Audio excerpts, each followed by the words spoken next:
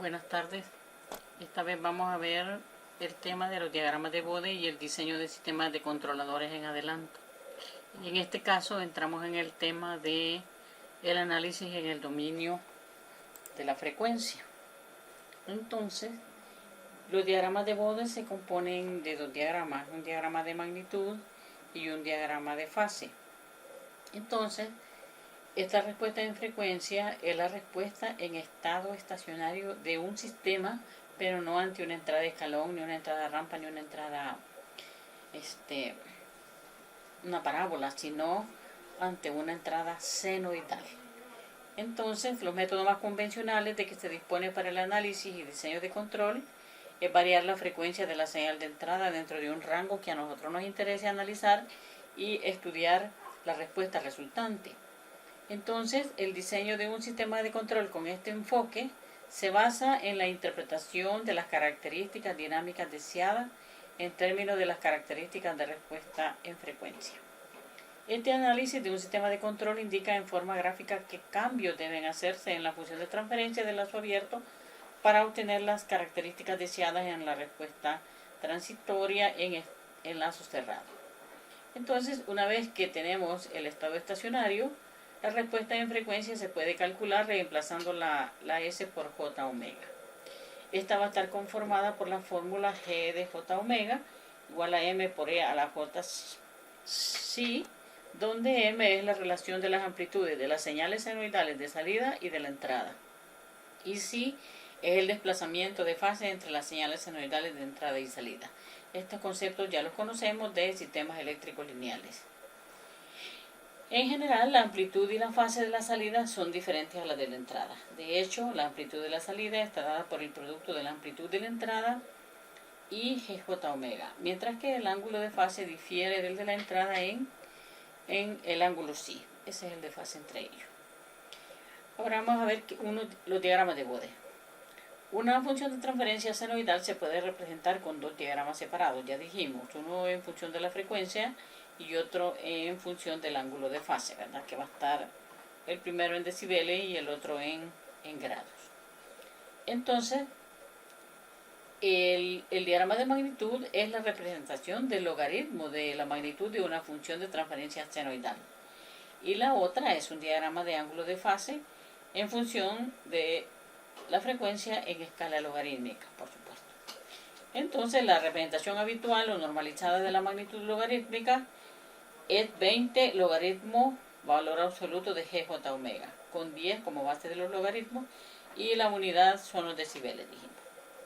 En la representación logarítmica se trazan las curvas en papel semilogarítmico, usando la escala logarítmica para la frecuencia y la escala lineal, ya sea para la magnitud o para el ángulo. El rango de frecuencias de interés determina la cantidad de ciclos logarítmicos requeridos en la abscisa. La ventaja principal de realizar un diagrama logarítmico es que la multiplicación de magnitudes se convierte en suma. Además, se dispone de un procedimiento sencillo para bosquejar una curva de logaritmo de la magnitud de forma aproximada. Esta aproximación se basa en rectas asintóticas, porque lo que nosotros podríamos hacer con una regla y un papel semilogarítmico es eso, reglas asintóticas.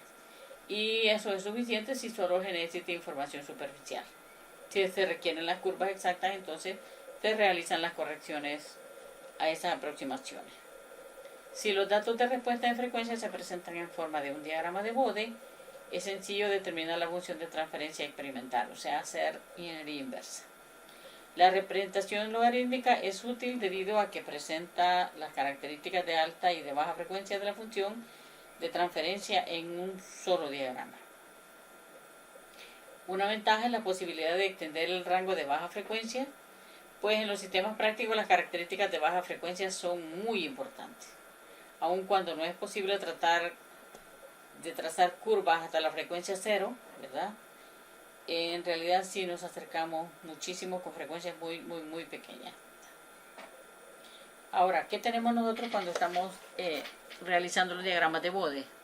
Tenemos nosotros en una función podríamos tener, en una función GDS, podríamos tener una ganancia K, ¿verdad? Que es el numeral 1, En el numeral 2 dice los factores integrales y derivativos. O sea, podemos tener un 0 en el origen, que sería j omega, y podríamos tener un 0 en el origen. Esto sería j omega menos 1. Ahora los factores de primer orden, o sea, los factores lineales, igual, ¿verdad? Podríamos tener s más 1 como 0, o podríamos tener un s más 2 como un polo. A esto nos referimos cuando decimos 1 más j omega t positivo, ¿verdad? Y j omega t al menos 1, que sería el polo. Y por último están los factores cuadráticos, que igual pueden estar en el numerador o pueden estar en el denominador. Eso significa el más o menos 1 que está allí. Entonces, en los diagramas de Bode, las relaciones de frecuencia se expresan en términos de octavas o de décadas.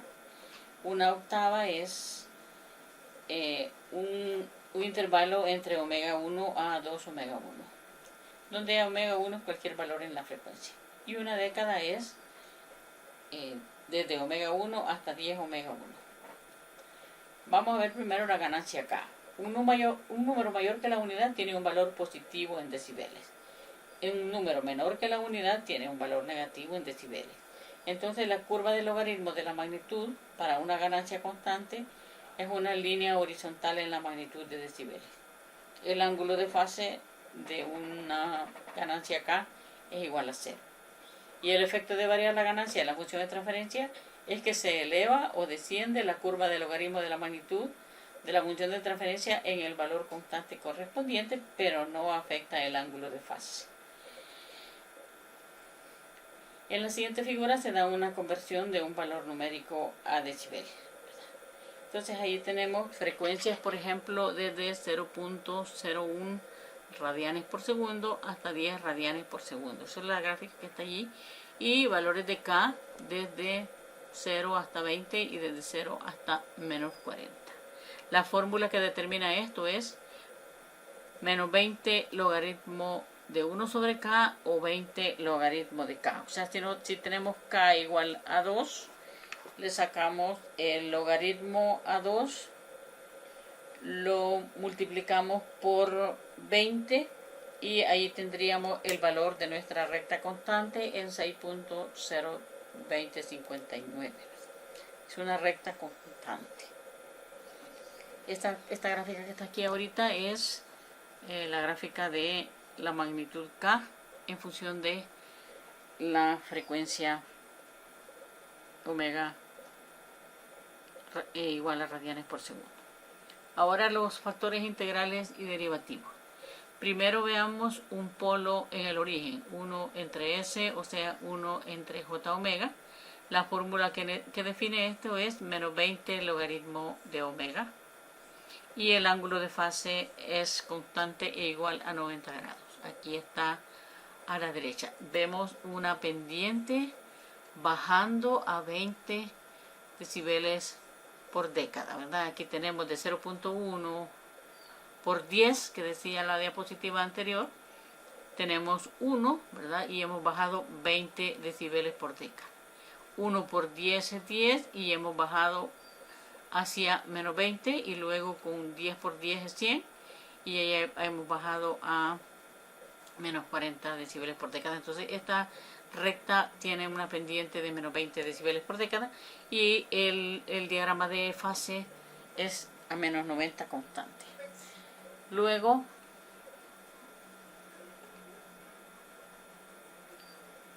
dijimos una octava es una banda de frecuencias desde omega 1 a 2 omega 1 y una década es 10 veces omega 1, ¿verdad? Entonces decimos menos 20 decibeles por década o menos 6 decibeles por octava.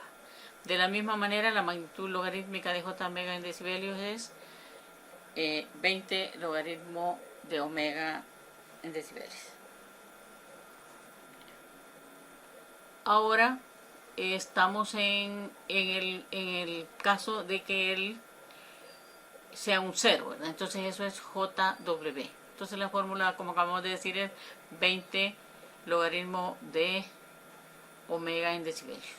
y la pendiente es una pendiente de subida a 20 decibeles por década.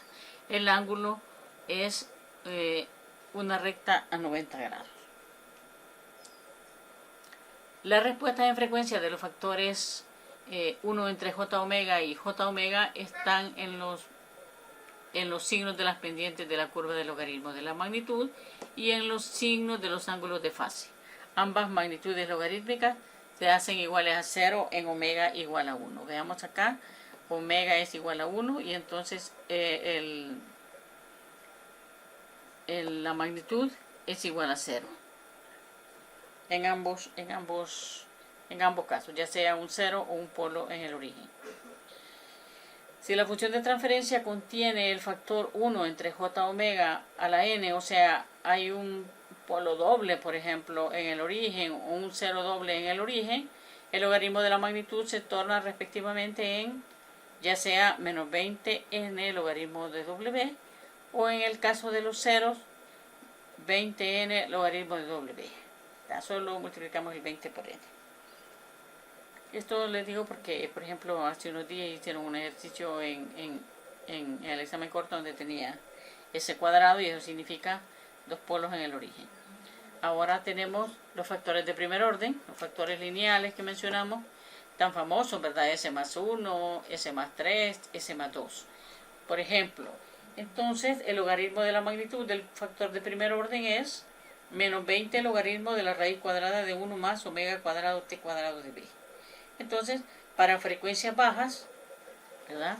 Por ejemplo, si nosotros tenemos 1 entre S más 3, significa para frecuencias bajas como omega muchísimo más pequeña que 1 sobre t, ¿verdad? El logaritmo de la magnitud se puede aproximar por menos 20 logaritmo de 1 más omega cuadrado t cuadrado. Si omega es 1 sobre t, significa que t cuadrado sobre t cuadrado, como el denominador sería bien pequeñito, entonces es como si ese término desapareciera y queda menos 20 logaritmo de 1, que sería 0 decibeles. Entonces la curva del logaritmo de la magnitud en baja frecuencia es la recta constante a 0 decibeles. Entonces, si volvemos al ejemplo que tenemos 1 entre S más 3, todas las frecuencias atrás a la izquierda de 3 es una recta constante a 0 decibeles. Para frecuencias elevadas, o sea, mayores que 3, o allí donde omega es muchísimo mayor que 1 sobre t, entonces menos 20 logaritmo de raíz cuadrada de 1 más omega cuadrado t cuadrado se convierte en menos 20 logaritmo de omega t. Este es una pequeña cálculo que pueden hacer ustedes ahí en su casa para cuando estén estudiando, ¿verdad? Si no, cualquier cosa me preguntan. Esta es una expresión aproximada para el rango de alta frecuencia. En omega t igual a 1 sobre t, el logaritmo de la magnitud es 0, y en omega igual a 10t, el logaritmo de la magnitud es menos 20 decibeles. Entonces el valor de menos 20 logaritmo de omega t disminuye en 20 decibeles por década de w. Para omega t, siempre, ¿verdad?, que sea un polo, la curva del logaritmo de la magnitud es entonces una línea recta con una pendiente de menos 20 decibeles por década.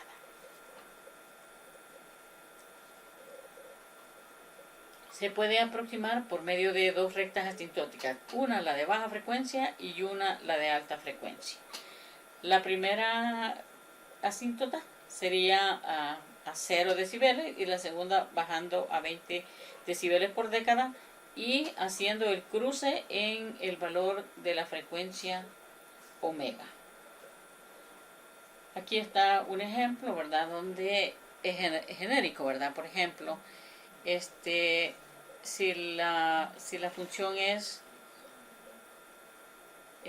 si la frecuencia es 1 sobre t, ese es el lugar donde hace el quiebre, la recta de el diagrama de magnitud, y antes de ella la línea recta vale 0 y luego baja a 20 decibeles por década. Aquí hay un ejemplo y este ejemplo es 1 entre S más 2. Claro que aquí ya hizo la curva exacta, ya hizo los alisamientos correspondientes en la esquina. Entonces aquí nosotros leemos 1, aquí leemos 2, ¿verdad? Frecuencia en radianes por segundo es igual a 2. Entonces vemos que dice el diagrama de fase igual a 45 grados y el diagrama de magnitud está en menos 9.03 decibeles. Ahora decimos la frecuencia a la cual se cortan las dos asíntotas se llama frecuencia de cruce. Para el factor 1 entre 1 más j omega t, la frecuencia de cruce es 1 sobre t. Y dijimos va bajando a 20 decibeles por década. La frecuencia de transición divide la curva de respuesta en las dos regiones que dijimos, ¿verdad? La curva de baja frecuencia y la curva de alta frecuencia. El ángulo de fase exacto es la tangente inversa de omega t y ese es un ángulo de menos 45 como vimos en el ejemplo. El error en la curva de magnitud causado por el uso de las asíntotas se puede calcular.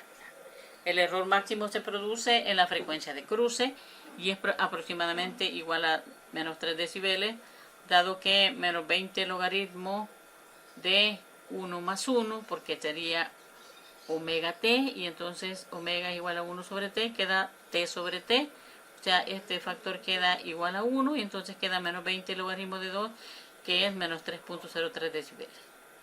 El error en la frecuencia, una octava por debajo de la frecuencia de cruce, es omega igual a 1 entre 2t, y la fórmula se convierte en menos 20 logaritmo de 1/4 más 1, más 20 logaritmo de 1, que sería menos 20 logaritmo de raíz de 5 sobre 2, igual a menos 0.97 decibeles. Y el error a la octava, ¿verdad?, por arriba de la frecuencia de cruce es lo que acabamos de decir, 0.97 decibeles por década. Entonces el error a una octava por arriba o por abajo de la frecuencia es aproximadamente igual a 1. Del mismo modo, el error a una década por debajo o por encima del cruce es 0.04 decibeles. Aquí hay una gráfica, ¿verdad?, a 1 decibel, a 2 decibeles y a 3 decibeles, que sería en 1 sobre t. Aquí tendríamos el 3.01, aquí en 2 sobre t tendríamos 1, que acabamos de calcular, y en 3t tendríamos aproximadamente, dice, 0.04.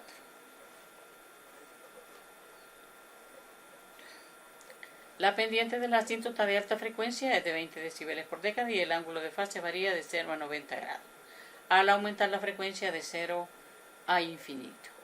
Entonces aquí tenemos los dos diagramas, el diagrama del polo, del cero, perdón, en 1 más j omega t. En este caso es siempre una asíntota de baja frecuencia que llega hasta la frecuencia de cruce y luego se levanta a 20 decibeles por década. Y en el caso del diagrama de fase, ahora no es en menos 45, sino que es en más 45 y se aproxima hacia el infinito en el ángulo de 90 grados, cuando la frecuencia va subiendo. Ahora están los factores cuadráticos. Tienen factores cuadráticos de la forma que ya conocemos, s cuadrado más 2chi omega ns más omega n cuadrado. Si chi es igual a 1, dice este factor cuadrático, probablemente sean dos polos reales. Ahora, si chi es mayor que 0 y menor que 1, ya sabemos, ¿verdad?, que hay un par de polos complejos conjugados.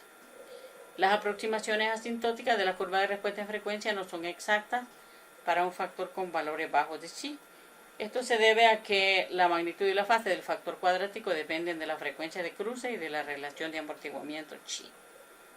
La curva de respuesta en frecuencia se puede obtener como sigue, sería menos 20 logaritmo de la raíz cuadrada de 1 menos omega cuadrado entre omega n cuadrado al cuadrado más 2 chi omega entre omega n, todo esto al cuadrado. Esta es la manipulación de toda la fórmula. Entonces, para frecuencias bajas dice como omega muchísimo menor que omega n, el logaritmo de la magnitud se convierte en menos 20 el logaritmo de 1. Entonces, eso es igual a 0 decibeles, ¿verdad? Porque aquí lo único que queda en la raíz es un 1. Entonces, la asíntota de baja frecuencia es una línea horizontal a 0 decibeles, que va a depender del valor de omega n. Ahora, para frecuencias tales que omega es muchísimo mayor que omega n, el logaritmo de la magnitud se convierte en menos 40 logaritmo de omega entre omega n decibeles. Y la ecuación de la asíntota de alta frecuencia es una línea recta con pendiente de menos 40 decibeles por década. La asíntota de alta frecuencia corta a la baja frecuencia, a la de baja frecuencia en omega igual a omega n. Esta frecuencia omega n es la frecuencia de transición en el caso del factor cuadrático considerado. Las dos asíntotas determinadas son independientes del valor de chi. Cerca de la frecuencia omega igual a omega n hay un pico de resonancia, ¿verdad? Como es de esperar de la ecuación del par de polos complejos. El factor de amortiguamiento chi determina la magnitud de ese pico de resonancia. Obviamente hay error en la aproximación de las rectas asíntotas y la magnitud del error depende del valor de chi y es elevado para mayores pequeños de este. Es igual que en la respuesta en el tiempo, ¿verdad? Si chi es pequeño, entonces significa que el sistema es altamente oscilatorio. Aquí en el diagrama de frecuencia significa que el error es muy grande. Aquí están los chi pequeñitos y aquí están los chi mayores que 1. Y aquí está el diagrama de fase. Si se desean corregir las curvas asintóticas, los valores de las correcciones se pueden obtener de la figura anterior, ¿verdad? El ángulo de fase del factor cuadrático es la tangente inversa de 2chi, o sea, de la parte real entre la parte imaginaria. Perdón, lo imaginario entre lo real. Exacto. Vamos a tener el ángulo. El ángulo es un ángulo de menos 90 grados. Ese sería el par de polos complejos, si ese es el caso. La frecuencia de resonancia y el valor del pico de resonancia es la magnitud de GJ omega es igual a 1 entre 2 chi omega entre omega n más omega entre omega n al cuadrado, todo aquí. Entonces el valor absoluto es 1 entre la raíz, ¿verdad? Esto al cuadrado, luego todo esto la raíz cuadrada de todo esto al cuadrado. Entonces tenemos ahorita esta ecuación, y si GJ omega tiene un valor pico en alguna frecuencia, esta se llama frecuencia de resonancia, y como el numerador de GJ omega es un 1, ¿verdad? Entonces el valor del pico se produce cuando 1 menos omega cuadrado entre omega n cuadrado al cuadrado más 2 chi omega entre omega n cuadrado apunta a su valor mínimo. Y eso se puede, la ecuación anterior, ¿verdad?, se puede escribir como denominadores comunes y desarrollar los factores que están ahí, y vamos a tener omega cuadrado menos omega n cuadrado 1 menos 2 chi cuadrado al cuadrado entre omega n cuadrado más 4 chi cuadrado por 1 menos 2 chi cuadrado. Esto también pueden ponerse a hacerlo ahí en un papel ahí para demostrarlo, ¿verdad? Entonces el valor mínimo de GJ omega se produce cuando omega es igual a omega n raíz de 1 menos 2 chi al cuadrado. Porque tendríamos exactamente el mismo valor omega cuadrado menos omega n cuadrado. Esto daría un 0, y 0 entre cualquier número pues va a dar un 0, ¿verdad? Y entonces solo nos va a quedar el factor 4chi cuadrado 1 menos 2chi al cuadrado.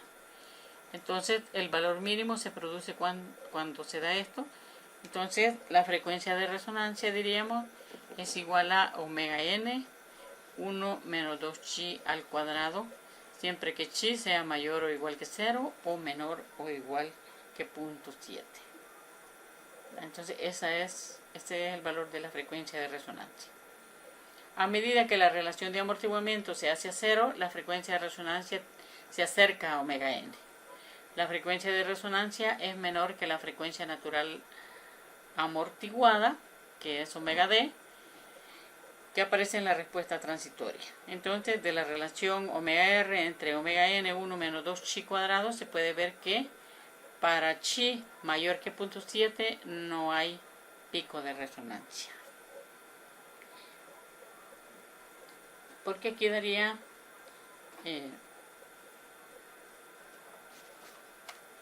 0.707 por 0.707, o sea, chi cuadrado es igual a 0.5 por 2, ¿verdad? Eso es un 1, entonces 1 menos 1 va a dar 0, por lo tanto omega r va a ser igual a 0. Entonces no hay pico de resonancia. La magnitud de GJ omega decrece al incrementar la frecuencia omega. La magnitud es menor que 0 decibeles para todos los valores de omega mayores que 0. Y recuerde que para chi mayor que 0.7 y menor que 1, la respuesta al escalón es oscilatoria, pero las oscilaciones están bien amortiguadas y son apenas perceptibles, ¿verdad? La magnitud del pico de resonancia MR se puede determinar sustituyendo la ecuación de la frecuencia de resonancia en la ecuación GJ omega, y entonces MR va a ser igual a 1 entre 2chi por 1 menos chi cuadrado. Para chi igual a 0.707, el MR es igual a 1. Al tender chi a 0, MR tiende a infinito, y esto significa que si se excita al sistema no amortiguado su frecuencia natural, la magnitud de GJ omega se hace infinita. En la figura aparece la relación entre el pico de resonancia y el chi. El pico de resonancia es alto a medida que chi es pequeño, ¿verdad? Y el ángulo de fase de GJ omega, la frecuencia en que se produce el pico de resonancia, se puede obtener sustituyendo la ecuación omega r entre omega n cuadrado, que sería 1 menos 2chi cuadrado. Entonces este ángulo de fase va a ser igual a la tangente inversa de 2chi entre omega n, que sería la parte imaginaria, dijimos, entre la parte real, y este es un ángulo de menos 90 más el seno inverso de chi entre 1 menos 2chi al cuadrado. Ahí ese es el ángulo a la frecuencia donde se produce el pico de resonancia. Ahora vamos a ver cómo es el procedimiento general para trazar los diagramas de Bode. Todo esto anterior era como información que ustedes ya conocían, la han visto en otras materias. Solo es un recordatorio que el libro va haciendo allí. Y entonces, en primer lugar, dice, se reescribe la función de transferencia como un producto de los factores básicos ya analizados. Luego se identifican las frecuencias de cruce asociadas con esos factores básicos. Y finalmente se trazan las curvas asintóticas del logaritmo de la magnitud con las pendientes adecuadas entre las frecuencias de cruce. Y la curva exacta, que es próxima a la curva asintótica, se puede obtener agregando las correcciones apropiadas, y la curva de ángulo se puede dibujar sumando las curvas de ángulo de fase de los factores individuales. Por ejemplo, aquí hay un ejemplo donde hay un factor K, que sería la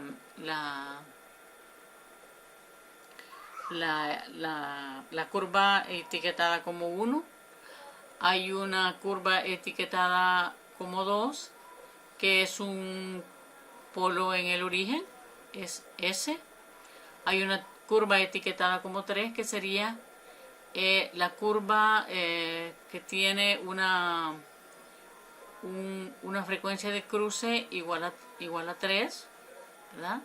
Y es un polo, ¿verdad? Es un polo lineal, S más 3. Luego está la curva número 4, que también es un polo, y su frecuencia de cruce es un 2.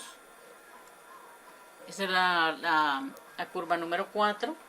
Y la curva número 5 es un factor cuadrático que tiene su frecuencia de cruce en la raíz de 2, en 1.4142. Este es un factor cuadrático. Entonces, si ustedes fijan, ahí están las líneas punteadas, que serían las curvas exactas, las que tendrían las correcciones, porque las negras solamente son las asíntotas y las otras son las curvas exactas. Y luego está una curva que se llama GJW, que es la suma, porque dijimos que eso es lo bueno de cambiar el dominio de la frecuencia, ¿verdad? De estos diagramas, de que usted todas estas gráficas las puede sumar. Entonces usted suma este 17 que tiene aquí aproximado, más este número que tiene acá, más este número que tiene, ellos dos serían nada más, ¿verdad? Ajá, este polo en el origen, ¿verdad? Que anda ahí como por un 15 o un menos 15, ¿verdad? Y este que anda aquí está por algún 18, y entonces lo suma y le da este valor que está acá. Es el primer valor con que arranca y después empieza a sumar hasta que llega a la curva del factor cuadrático, ¿verdad? Solo ha estado sumando el valor K con el valor del polo. Luego, cuando arranca el factor cuadrático, empieza a sumar los valores del factor cuadrático. Cuando llega el polo que tiene la frecuencia de cruce en 2, empieza a sumarla ella también. Y luego empieza a sumar el 0 que tiene la frecuencia de cruce en 3. Entonces, como ve, este es un diagrama de Bode de la magnitud hecho a mano. Por supuesto, en el MATLAB es una cosa bien sencilla.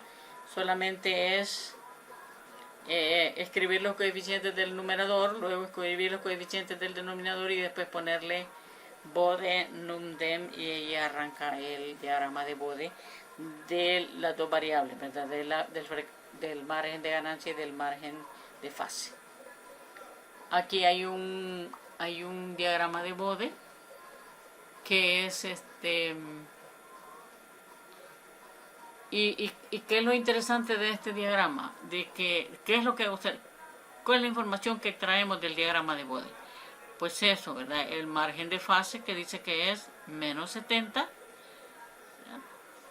Nosotros le damos clic derecho y le decimos que queremos ver las características del diagrama, y entonces nos muestra el diagrama de fase, que es menos 70. Ese es el diagrama, el margen de fase. Y el margen de ganancia es positivo y anda aproximadamente aquí por unos 20, ¿verdad? Lástima que no puse el cursor por acá, porque aquí podría haberlo puesto el valor también, ¿verdad? Aquí dice este ejercicio, el ejercicio estaba sin la línea roja y sin la línea verde, ¿verdad? Entonces aquí lo que decimos es: determine cuál es el margen de ganancia y cuál es el margen de fase. Entonces, el margen de ganancia es el valor de la magnitud cuando la fase es menos 180 grados. Entonces, venimos nosotros, tiramos una línea, cortamos el diagrama de fase, nos levantamos hacia el diagrama de magnitud, y allí donde ellos se encuentran, ahí tiramos la línea roja y leemos aproximadamente nosotros allí 8 decibeles por deca. Lo leemos como positivo. Hacia abajo es positivo y hacia arriba es negativo. Hacia abajo es bueno y hacia arriba no. Hacia arriba el sistema es inestable. Ahora, el margen de fase es la diferencia de fase desde menos 180 cuando la magnitud es 0 decibeles. Entonces nosotros nos venimos por la línea de 0 decibeles, cruzamos el diagrama de magnitud y bajamos hacia el diagrama de fase y tiramos la línea verde y leemos ahí 180 menos el valor que está aquí, que sería 140 menos 140, entonces 180 menos 140 nos da 40 grados. Entonces el margen de fase es 40 grados, positivo también. Esos son los valores importantes para determinar el margen de ganancia que tenemos que determinar en el diagrama de Bode, el margen de ganancia y el margen de fase. Aquí dice también determinar el margen de ganancia y el margen de fase. Esto es nada más para que lo veamos cómo se saca, ¿verdad? Pero en realidad el MATLAB lo puede hacer de una sola vez, ¿verdad? Aquí está, decimos, nos vamos hacia la línea de 0 decibeles, bajamos hacia el diagrama de fase, tiramos la línea verde y leemos, ¿verdad? Aproximadamente allí. Y este tramo de acá es el valor de el margen de fase. Aproximadamente nos dio 28.6. Ahora, desde la línea de 180 nos vamos, cruzamos el diagrama de fase, nos levantamos hacia el diagrama de magnitud y cruzamos hacia el eje y leemos el valor de la ganancia, que es de aproximadamente 5.57.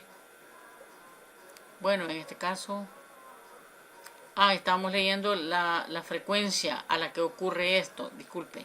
La frecuencia a la que ocurre esto es aproximadamente acá, que sería 1, 2, 3, 4, 5, ¿verdad? Por acá. 2, 3, 4, 5 radianes por segundo aproximadamente. ¿Sí? Ese es un diagrama de varias funciones, pero el MATLAB lo hace de una sola vez. Ahora, en la mayoría de los sistemas de control, el comportamiento de la respuesta es muy importante. El comportamiento de la respuesta transitoria. En el método de la respuesta en frecuencia se especifica el comportamiento de la respuesta transitoria de una forma indirecta. Es decir, el comportamiento de la respuesta transitoria se especifica en términos del margen de fase. El margen de ganancia y la magnitud del pico de resonancia ofrecen una estimación razonable del amortiguamiento del sistema. Entonces, el margen de fase es la cantidad mediante la cual la fase del sistema en lazo abierto cae cerca de 180 grados cuando su magnitud tiene un valor de 1. Es decir, la amplitud de la salida es la misma que la entrada. Vamos a ver cómo se diseña entonces un sistema de control por el método de la respuesta en frecuencia. Primero, especificamos el comportamiento de la respuesta transitoria de una forma indirecta, es decir, el comportamiento de la respuesta transitoria se especifica en términos del margen de fase, el margen de ganancia y la magnitud del pico de resonancia. La frecuencia de ganancia, la frecuencia de resonancia y el ancho de banda dan una estimación de la velocidad de la respuesta transitoria y las constantes de error estático proporcionan la precisión en estado estacionario. Aunque la correlación entre la respuesta transitoria y la respuesta en frecuencia es indirecta, las especificaciones en el dominio de la frecuencia se cumplen adecuadamente en el método de Bode. Después de diseñar el lazo abierto mediante el método de la respuesta en frecuencia, se determinan los polos y los ceros en lazos cerrados. Deben verificarse las características de la respuesta transitoria para saber si el sistema diseñado cumple con los requerimientos de diseño que nos han especificado anteriormente. Si no, hay que modificar lo que hemos diseñado y volver a hacer otro análisis hasta que tengamos un resultado satisfactorio. La gráfica de la respuesta en frecuencia indica la forma en la que debe modificarse el sistema, aunque no sea posible hacer una predicción cuantitativa exacta de las características de la respuesta transitoria. El método de la respuesta en frecuencia se puede aplicar a sistemas o componentes cuyas dinámicas están dadas en forma de datos de respuesta en frecuencia. El diagrama de Bode del compensador se puede añadir de forma muy simple al diagrama de Bode original y por lo tanto representar el diagrama de Bode completo va a resultar sencillo.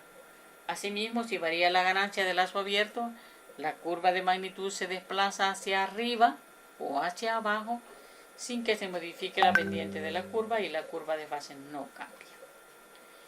Información que se obtiene de la respuesta en frecuencia en lazo abierto. La región de bajas frecuencias indica el comportamiento en estado estacionario del sistema en lazo cerrado. La región de frecuencias medias, cercanas al punto -1 más 0J, muestra la estabilidad relativa. La región de alta frecuencia informa sobre qué tan complejo es el sistema. Vamos a ver, el compensador en adelanto ya no podemos, la fórmula es K sub C entre 1 por S más 1 sobre T, que sería el 0, entre S más 1 sobre alfa T, que sería el polo, donde alfa se denomina factor de atenuación y este tiene su 0 en S igual a 1 sobre T y un polo en S igual a 1 entre alfa T. Entonces, como alfa es mayor que 0 pero menor que 1, se ve que el 0 siempre se localiza a la derecha del polo. Para un valor pequeño de alfa, el polo se localiza lejos hacia la izquierda. El valor mínimo de alfa está limitado por la construcción física del compensador de adelanto. El valor mínimo se toma alrededor de 0.05. Esto significa que el adelanto de fase máximo que se puede producir es de 65 grados. Adelanto de fase decimos porque así se llama el compensador. Entonces el algoritmo dice primero defina K sub C por alfa, que es la ganancia del compensador, como igual a K. Entonces GC del compensador será igual a K TS más 1 entre alfa TS más 1. La función de transferencia en lazo abierto del sistema compensado es GC por GDS, que sería K por TS más 1 por alfa TS por GDS. O TS más 1 entre alfa TS más 1 por K por GS, ¿verdad? Que es igual, donde KGS la denominamos G1DS. ¿Sí? Para efectos de poder manipular el valor de la ganancia del lazo abierto. Ahora determinamos el valor de la ganancia K, que satisfaga el requisito sobre la constante estática de error, y usando esta ganancia K dibujamos el diagrama de Bode de G1J omega y el sistema con la ganancia ajustada pero sin compensar. Y calculamos el margen de fase. Luego determinamos el ángulo de adelanto de fase que es necesario que se añada al sistema y le damos un factor de seguridad entre 5 a 12 grados al ángulo de adelanto requerido, ya que la adición del compensador de adelanto va a desplazar la frecuencia de cruce hacia la derecha y va a disminuir el margen de fase. Entonces el ángulo de adelanto se llama Xi, igual a el margen de fase requerido menos el margen de fase medido más un factor de seguridad. Luego determinamos el factor de atenuación a partir de la ecuación seno de Xi igual a 1 menos alfa entre 1 más alfa, y determinamos la frecuencia donde la magnitud del sistema no compensado G1J omega es igual a menos 20 logaritmo de 1 entre raíz de alfa, donde raíz de alfa va a ser igual a el valor absoluto de G1 por J omega C. Y seleccionamos esta frecuencia como la nueva frecuencia de cruce de la ganancia. Ahora, con esta frecuencia ya podemos calcular el valor del polo y el cero. Tendríamos omega m igual a 1 sobre t, que sería, el cero sería omega igual a 1 sobre t igual a 1 sobre igual a raíz de alfa por omega c, y el polo que sería 1 sobre alfa t igual a omega c entre raíz de alfa. Y usando el valor de k determinado en el paso 1, calculamos el valor de la ganancia del compensador y luego verificamos que el margen de ganancia se cumple para asegurar si es satisfactorio. Si no es así, replicamos el proceso modificando la localización de los polos y ceros hasta que tengamos un buen resultado. Veamos el ejemplo, dice sea el sistema de la figura 4 entre S por S más 2. Diseñe un compensador, dice, tal que el sistema de enlazo cerrado satisfaga los siguientes requisitos. Una constante de error estático de velocidad KB igual a 20 segundos a la menos 1, un margen de fase igual a 50 grados y un margen de ganancia mayor que 10 decibeles. Entonces, para eso definimos la G sub 1 que era KGS y eso es igual a 4K entre S por S más 2, donde K dijimos es igual a K sub C por alfa. Entonces, para ajustar la ganancia, para que se cumpla la especificación de la constante de error estático de velocidad de 20 segundos a la menos 1, aplicamos el límite de S por GC por GS igual a KB igual a 20, como nos han pedido, igual al límite de S, cuando S tiende a 0, de S por TS más 1 por alfa TS más 1 por 4K S por S más 2. Y entonces esto da un K igual a 10, ¿verdad? Esto igualado a 20. El límite es 4K entre 2, donde K es igual a 10. Entonces ya hemos encontrado el valor de K. Y hacemos el diagrama de Bode de GDS para obtener el valor del margen de fase medido.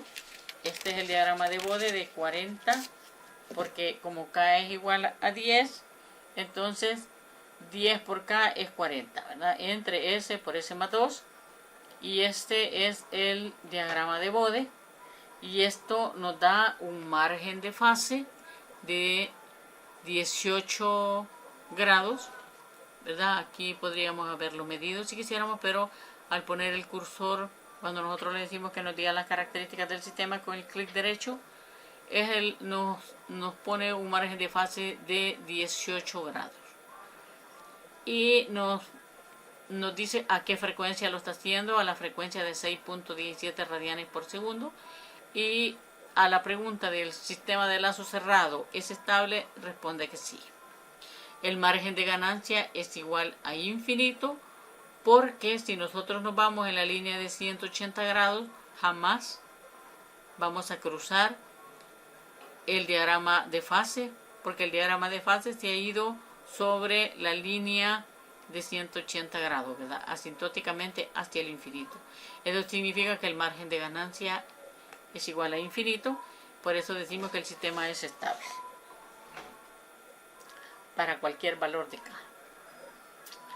Entonces, ahora que ya conocemos el margen de fase, que es 18 grados, procedemos a calcular el ángulo de fase requerido, ¿verdad?, con que va a contribuir este compensador. Y entonces a ella le llamamos psi sub m, y eso es igual al margen de fase requerido, dice, menos el margen de fase medido más un factor de seguridad. El margen de fase requerido es 50 grados menos 18 grados, que es lo medido, más 5 grados, y esto da 37 grados. Con eso calculamos alfa, que sería seno de psi sub m es igual a 1 menos alfa, entre 1 más alfa. Al hacer esas multiplicaciones, alfa nos da igual a 0.25. Ahora, con eso calculamos la nueva frecuencia de cruce con el adelanto de fase proporcionado por el compensador. Entonces, la fórmula decía, raíz de alfa es igual a el valor absoluto de G1, ¿verdad? J omega. Entonces, aquel era 40 entre S por S más 2. Entonces tenemos que sustituir, en lugar de S, poner J omega, pero J omega C, porque es la frecuencia de cruce. Entonces decimos J omega C por J omega C más 2. Y eso, las calculadoras o la manipulación de estos números nos da igual a 8.8 radianes por segundo. Esa sería la nueva frecuencia de cruce. como dijimos, se va a mover un poco hacia la derecha. Con ella procedemos a calcular el polo y el cero del compensador. El cero sería 1 sobre t y el polo 1 entre alfa t, igual a raíz de alfa por omega c, esto da 4,45, igual a omega c entre la raíz de alfa, y eso da 17.8. Entonces el compensador ya tiene la forma K sub C, S más 4,45 entre S más 17.8. Determinamos el K sub C con la fórmula K igual a K sub C por alfa, de donde K sub C es igual a K entre alfa y esto es igual a 10 entre 0.25 da 40. Entonces este es el valor de K sub C, este es el cero y el polo del compensador y esta es la función de transferencia original. Entonces ahora procedemos a multiplicar los números enteros, 40 por 4, 160 por S más 4.45 y a desarrollar el denominador que nos da un S cubo más un 19.8 S cuadrado más 35.6 S. Y entonces si nosotros le sacamos el límite para encontrar el KB, que sería el límite de S por GC por GDS, tendríamos 712 entre 35.6 y eso sería aproximadamente 20 segundos a la menos 1.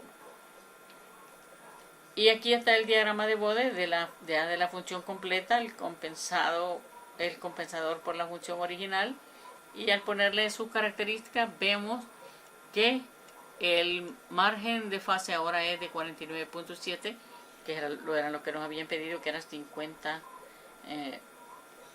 grados, ¿verdad?, de margen de fase, y un margen de ganancia decía por lo menos de 10. El margen de ganancia es infinito, como decimos ante la pregunta del sistema de lados cerrados estables, el software nos responde que sí, ¿verdad? Entonces se cumplen todas las especificaciones de diseño. Y en este caso el margen de fase es 49.7 y aproximadamente 50 y el margen de ganancia es igual a infinito. Y así es como se calcula un compensador de adelanto con los diagramas de Bode. Cuídense mucho, muchas gracias. Nos